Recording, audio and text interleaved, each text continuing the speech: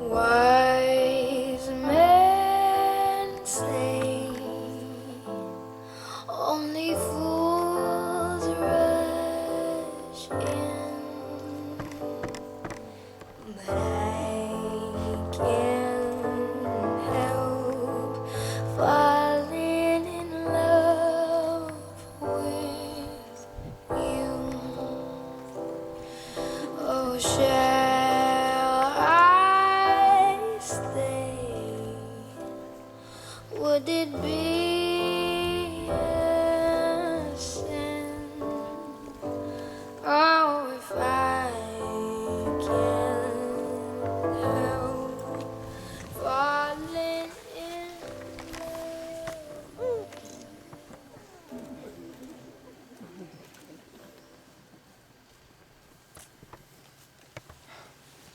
You can be seated. Well, it's worth reflecting for a few moments on what we're doing here. I mean, why get married? Why marriage? And as I talked to James and Lauren and asked them that question, the first thing that they said was that they wanted to get married because they wanted to enmesh their lives together, deeper together. And through this process, they believed that that would happen, that they would give themselves wholly and completely to one another. That means that, James, at the end of this, you get Lauren. This beautiful, intelligent, charming, caring woman. And Lauren, you get James. Marriage is a permanent and exclusive legal commitment to share your entire lives with one another. And so, though, it's still worth asking, why marriage? I mean, why the legality? Why the formality? Why the ritual? Why the celebration? One of my favorite singers is Joni Mitchell. She has that beautiful album, Blue. And for those of you who are older, you know what I'm talking about. For those who are younger, open up the window of your lives and let the light shine in. Well, Joni Mitchell, in the middle of this album, she says, it's called, this middle of the song called My Old Man, she says, we don't need a piece of paper from the city hall keeping us tried and true. And yet, ever since Joni Mitchell, people have still gotten a piece of paper from the city hall and gotten married. Why? Because relationships flourish under commitment. I'm from the Christian tradition, and we would say that that is true because God made us that way. But it doesn't take becoming from the Christian tradition to understand that. In fact, ancient people used to know that they would commit themselves together and that relationships flourished under commitment. How they would do that is they would have this pact or treaty called a covenant. And there would be this ceremony, kind of like we're having now. And in the covenant ceremony, they would take a calf and they would split it in half. And then the two parties would walk down the calf and they right down the middle, and they would say, if I don't keep my end of this deal, let this happen to me. What happened to this calf? Well, I know your fondness for animals, and I have a little surprise for you guys. I talked to Moniz. It's okay. You can bring out the calf now. I think it's a good idea. Well, we won't be splitting any calves today, but what's going to happen is that they're going to make a legal, ritual, public commitment to share their entire lives with one another, to commit to this lifelong process of enmeshment. That's what is happening today. And that means that this relationship between James and Lauren, it is going to be the priority, the primary relationship, even more so than the relationship with their families of origin.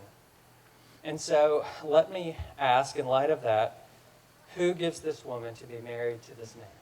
Her mother and I.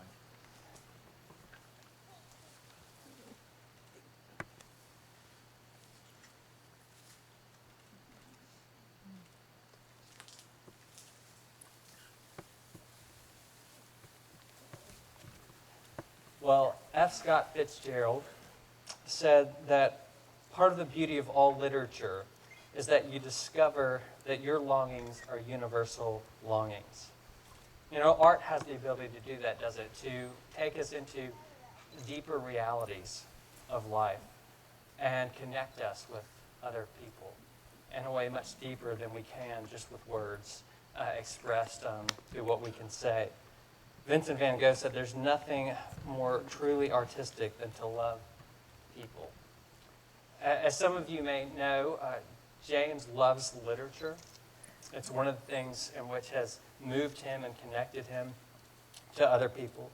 And so during this time next, we're going to have two of their friends, of James and Lauren's friends, Jeremy and Kristen, come up and read two passages which say something about their understanding of love and commitment together.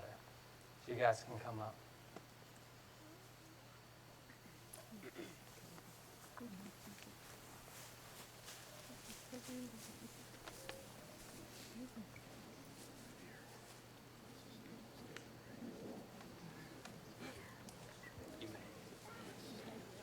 Hello.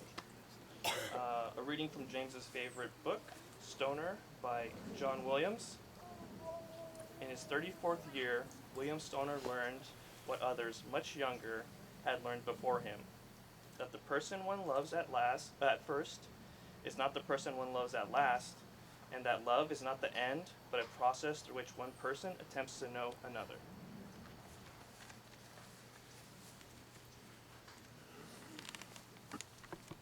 A brief context to this is that it's a father talking to son. Love is a temporary madness. It erupts like an earthquake and then subsides. And when it subsides, you have to make a decision. You have to work out whether your roots have become so entwined together that it is so inconceivable that you should ever part.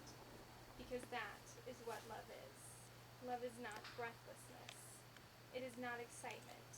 It is not the promulgation of promises of eternal passion. That is just being in love, which any of us can convince ourselves that we are. Love itself is what is left over when being in love is burned away. And this is both an art and a fortunate accident. Your mother and I had it. We had roots that grew towards each other underground. And when all the pretty blossoms had fallen from our branches, we found that we were one tree and not two.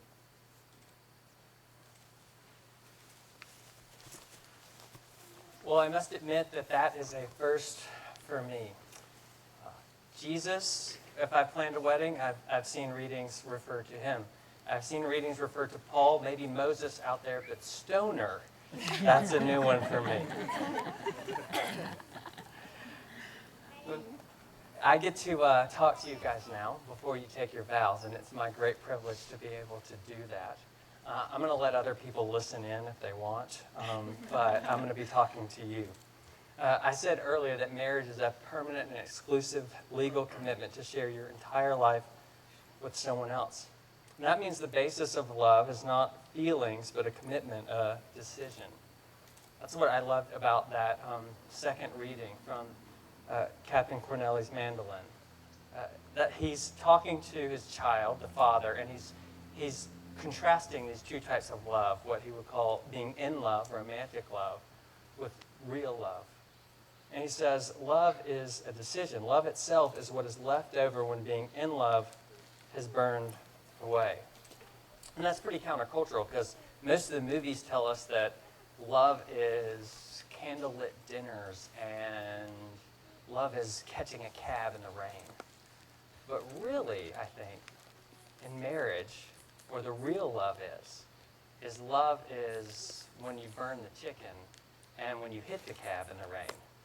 It's in those moments where you love one another, where a marital commitment is really expressed. You see, today, what you guys are about to do, it's not based so much on your feelings, though it is about feelings. But it's about much more than that. It's about commitment. When feelings ebb and flow, it's a promise to love one another. It's not so much about how much you desire to receive, but how much you're willing to give. And so the primary problem in marriage is not incompatibility, but selfishness. where problems arise is not incompatibility, but selfishness. Because no matter how compatible you are, anyone in here who's been married long enough knows this, that there's a place and a time when compatibility will come to its end. And that's when real love begins. When you commit to one another there, at that place. And Joni Mitchell has another song in that album. And in it she says, I hate you some, you know I love you some. I said I love you when I forget about me. And that's it. I love you when I forget about me. You see, you're about to make promises to one another. And those vows, those promises, there are no ifs in them. There are no, I love you if you do this, or when you do this. There's just, I love you, till death do us part. I hate you some, I love you some. You know, I love you some when I forget about me. See, love is how you treat one another when you come to an end of your compatibility. In marriage, it's not based on feelings. It's based on a set of promises, vows. Marital love is a commitment to unconditioned love. There's no if clauses. There's no getting into it like a business transaction. I scratch your back if you scratch mine. Oh, you stop scratching my back. I'm going to stop scratching yours. A lot of people, that's how marriages end up, and that's where they're really stale and awful. Don't live like that. Commit to one another wholeheartedly. I hate you some, I hate you some. You know, I love you some. I love you when I forget about me. And so that means that marriage is based on vows. You're about to take vows, and those vows are going to be the foundation for your entire relationship together. So I want to do something right now. I want to practice those because they're pretty big. All right, so you ready for this? We're going to do a little trial run. So, James, I want you to repeat after me, okay? You don't have to call me sir. I know I'm southern. It's okay. I, James, take you, Lauren, to be my wife, to love you, with a backpack on my back, hiking through Yosemite. I promise to plan ahead and to pick up around the house. Lauren, you ready? Yeah, you like that, didn't you? Your turn. So, I, Lauren, take you, James, to be my wedded husband. And I promise to love you by taking tennis lessons. And when it happens that I beat you, I promise not to rub it in too much. And I do promise to take a break from Snapchat when we are hiking in Death Valley. Good job, guys. Yeah, you're ready. I think they're ready. What do you think? Yeah. So marriage is a permanent and exclusive legal commitment to share your entire life with someone, regardless of your feelings, regardless of your level of satisfaction. And it's to share your entire life with someone else. That right now you are committing to give yourself 100% to one another. Not partly, but 100%. Your hopes, your dreams, your passions, your fears, your insecurities. You're promising to let this other person into it all. To be completely known as you are completely loved. And that's what we all want. We want to be completely known and completely loved. See, marriage and marital love it's what we talked about. It's nakedness in every area of life. And it's to be completely naked and completely vulnerable, and for someone to see your greatest strengths and your greatest weaknesses, and to say, I love you, and I accept you. I accept you in spite of these things, and I accept you when I see these things. I accept you, and I love you. It's unconditioned love and unhindered, in the midst of unhindered vulnerability. And so, James, commit yourself completely to Lauren. Let her know everything about you. your deepest dreams and desires and hopes, your greatest fears. Don't hold anything back. The places where you struggle, the places where you rejoice, let her in. Everything. Lauren, give yourself wholly and completely to James. Don't hold anything back. The places where you struggle, the places where you fear, the places where you get excited and you dream, give it all, always. Give it all to one another. See, marital love, it searches the depths of people, and it's not content to know part of someone. Marital love says, I'm not content till I know all of you. And I'm going to chase you even to the point where guilt and shame say, no, don't come any further. And say, no, I will love you there. And continue to love each other there. And that means that marriage is actually the scariest and hardest thing you'll ever do. Because being known, really known, is scary because we don't feel like we'll be loved.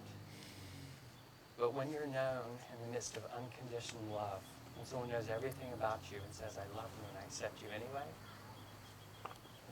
well, that's your greatest dream. That's your greatest hope. And that's why marriage is not only hard and scary, it's also exhilarating, powerful, and safe and secure when you have that. Be that for one another. Well, marriage is a permanent and exclusive commitment to share your entire lives with one another. This relationship is the primary relationship. And so that means that you have to care more about one another than anything or anybody else. So, James, Lauren's tears need to be the tears that matter most to you. And her smile needs to be the smile that matters the most. And her heartache needs to be the heartache that matters the most to you. And her desires need to be the desires that matter most to you of any human desire. Hers come above everything. And Lauren, James's desires need to be the desires that matter most to you. His tears need to be the tears that matter most. His heartache needs to be the heartache that matters most.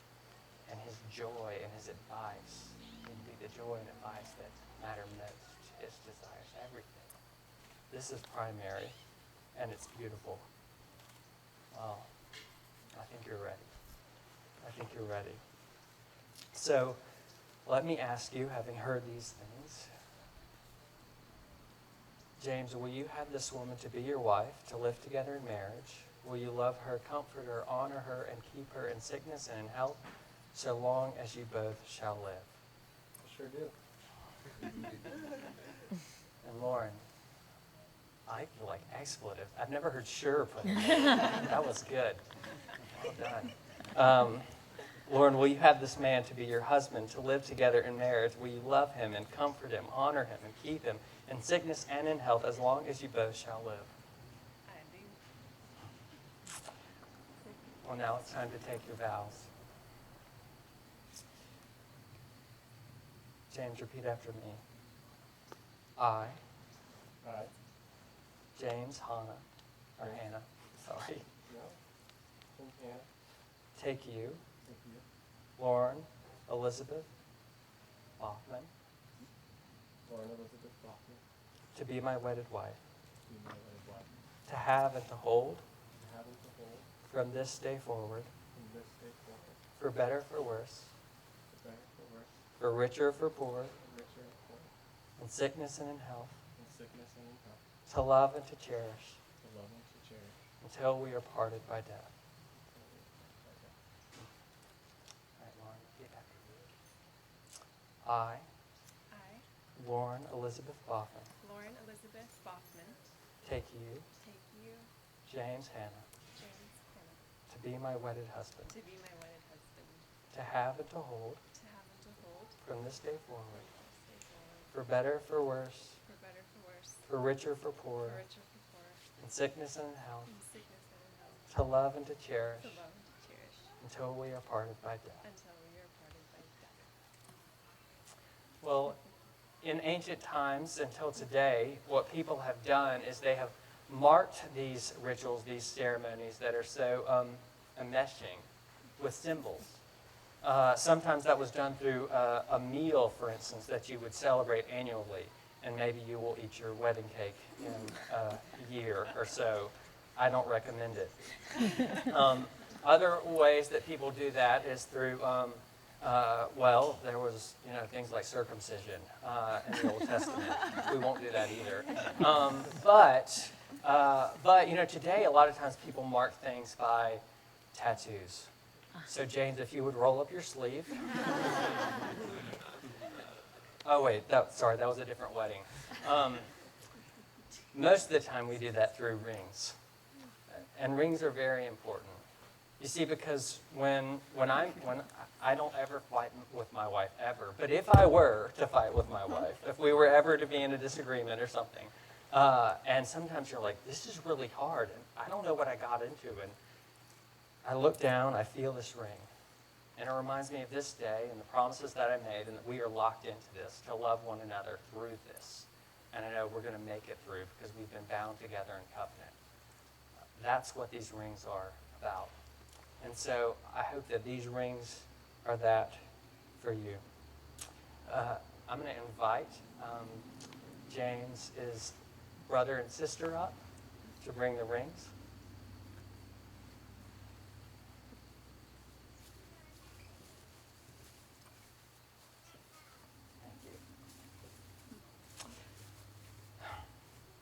May these rings be a continual reminder of the promise made this day. And in doing so, may they encourage you to greater and greater degrees of faithful and selfless love towards one another. James, if you'll take Lauren's ring and repeat after me. I give you this ring. I give you this ring as a symbol of my promise as a symbol of my promise and commitment to you and commitment to you with all that I am with all that I am and all that I have. and all that I have. I will honor you. I will.